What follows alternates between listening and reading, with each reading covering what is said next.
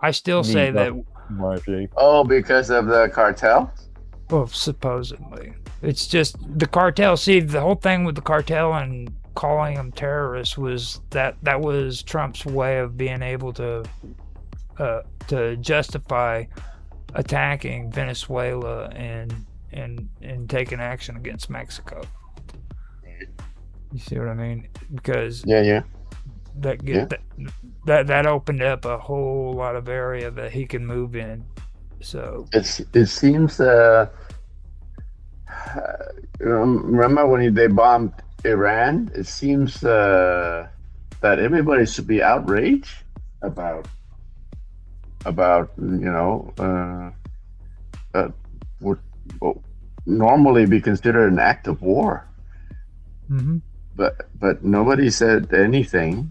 So maybe he's trying to repeat or replicate that. Remember, as I keep on pointing out, Iran is a much more complicated issue than just a US issue. I mean, the US, as far as Iran is concerned, it's only a minor point. I've seen a lot too since Trump's been voted into office that I didn't see before. Like, there's a lot of people that I actually thought were good people that I've sat and I've listened to, and they've turned into nothing but warmongering, hate But because mongering they people. support Trump? It's because they turn a blind eye to things that they know Trump was supposedly against and he ended up doing. You know what I mean? It's like, and they've turned a blind eye to it. Like he's got a plan. He's doing it for a reason. You know what I mean? Which is complete and total bullshit. Like they're in this. They're what the people of Germany were just before World War II took place. Everybody was on that frickin' Hitler frickin' train, kind of like they're on the Trump train now. So Trump's gonna go ahead and bomb frickin' Venezuela, and he's gonna bomb Iraq, and he's gonna invade Mexico, and he's gonna force them to frickin' to sell frickin' Greenland so that he can deport the Saskatchewans to Greenland and take over the frickin' mineral industry and He's gonna frickin' take over Canada to make it the first state. And he will be the supreme leader of the world. Hell, no, he will be the supreme leader of the universe. Right, Please. And these people have just turned a blind eye to freaking what's going on, and they don't see it. I think that's what pisses me off the worst about that whole situation. You know what I mean? It's like, and there's no turning back. So when it comes to all of this freaking hostility and coming up, I don't see a solution. The only thing that's going to happen is there's going to be a freaking civil war. I was telling her. Yeah, it seems like the divide between the two parties it's growing and growing every day. There was one Democrat though, John Fetterman was his name. Yeah, I've heard of him. Yeah, he's the only Democrat who stood up and support those people, like the veterans who got injured, the mother of the girl, the wife of Charlie Kirk. Actually, I think I saw a few other Democrats clap during one or two of those. One or two. But to be fair, I think it's more probable that we're going to see civil conflict or civil unrest in Europe, in maybe, in a number of countries in Europe before we see in the US. I mean, I'm not going to say which is going to come first, but I can see it happening. You know what I mean? And I'm glad you mentioned Charlie Kirk too, because something's been happening here that you're not going to hear over there, okay, or even in Canada. There's a Kentucky senator right now that when we were talking about bad taste, I think I've already carry on. This man, after Charlie Kirk has died, is freaking saying that Charlie Kirk was the last man to freaking validate, or what was it? Whenever they freaking they give them freaking a credit acknowledgement to where they can run for office.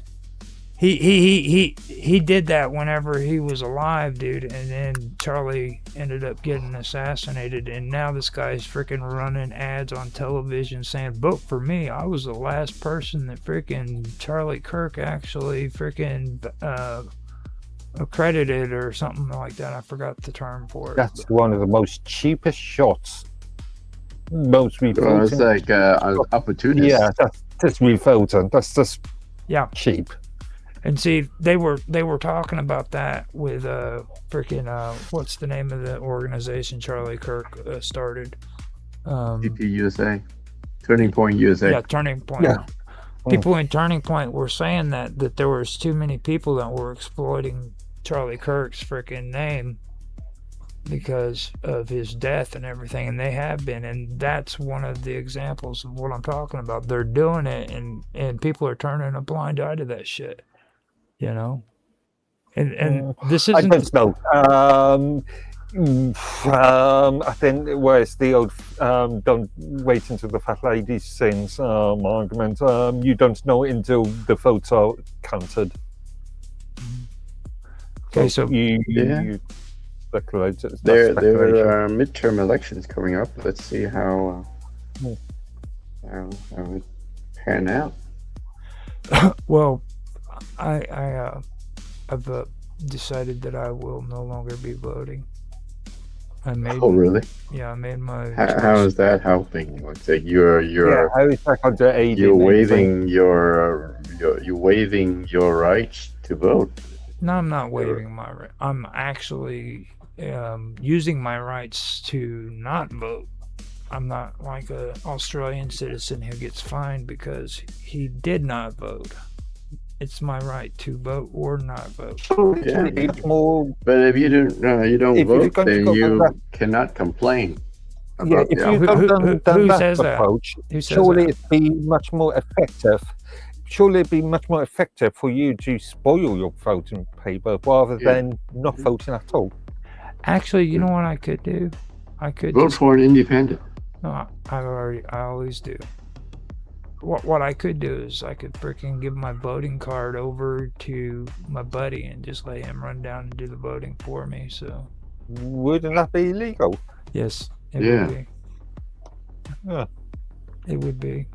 Don't you need your how is that Save America thing act coming along? Wouldn't you need to have your citizenship proof in order to vote now? Why? To prove that you are eligible to vote. Yeah. Oh, okay. So you think that it's okay for the state and the government to freaking take over on our election process? To facilitate the election process? It's just to prove that you're an American citizen.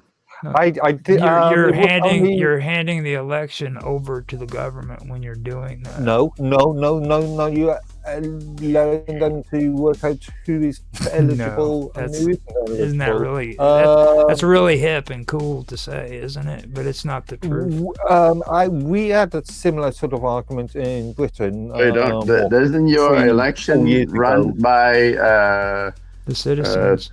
Third party? No, it's the citizens. It's the citizens' responsibility to freaking take care of the election process all by themselves without the use of the government. The post office is a government freaking office, okay? That's a government office. You have. So where do you go to vote? We go to freaking there's. At one time, they were townships here in this area, but now they've turned into like voting outposts where people who are selected to be the committees that take care of it come in and they do the whole voting process and everything. It's not done by like government officials. But it's still done. Yeah, you're right. It seems similar here in Canada. We go to church. We go to a church or a public school, to vote. And the people who administer the voting process seems to be like just volunteer community neighborhood people. Right. Actually, my usual voting booth, if you like, is in a building that is owned, I believe, by a charity as well. Yeah, having said that, right? When I go to vote in Canada, I need to show them my voting card, which my voting card is basically I'm registered to vote, and the government has validated that I am a Canadian citizen. I'm eligible to vote.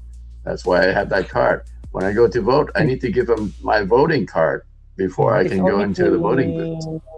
I think it's only now been 3 years since it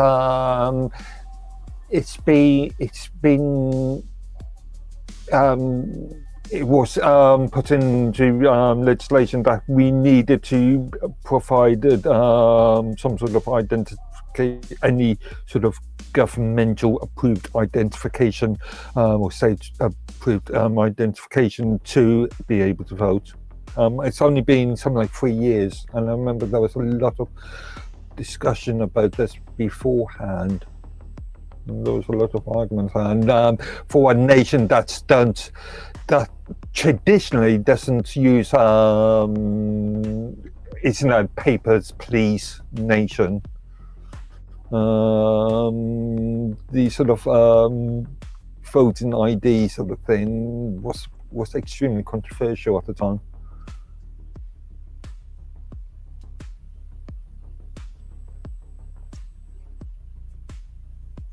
Oh.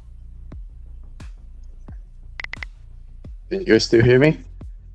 Yes, everybody went quiet for a minute. Everybody went silent for a minute. Yeah. I think I might have to bail. I don't know how much I can join the quantum gathering, but well, I was getting ready to say too. Soon. We have like 15 minutes before that starts. So before we decide to bail and everything, why don't you come up with one of your cool freaking outros so that we can, because we got to have time to smoke, get some coffee. Oh, okay. You want to just share details? Right, that's what I'm saying. Like, but Tan has to do it because like Tan's the man. I can do my outro. Mm-hmm. You need to put on your camera then. It is on. Oh, you don't want to go on camera? Oh no, not me personally. My cam ended up getting all crazy. I don't even know what it is right now. So. Seems you can't easily do it when you have your OBS on, don't you? Well, I mean, yeah, that works. Okay, so so go ahead and do your outro, and we will. So we are concluding our this week's session of the Minds Roundtable live stream, people, and we're signing up. My name is Tan Hai Tran. You can find me at minds.com/th2tran, and there's Sir Mark Edworthy. You a very familiar face, I'm pretty sure everyone knows. And then the faceless person on the top right corner is Roger Hansen, the creator of the Minds Roundtable. And then that's V, of course. And V is joined us. You are just in time for the next session, V. So very wild echo on your mic.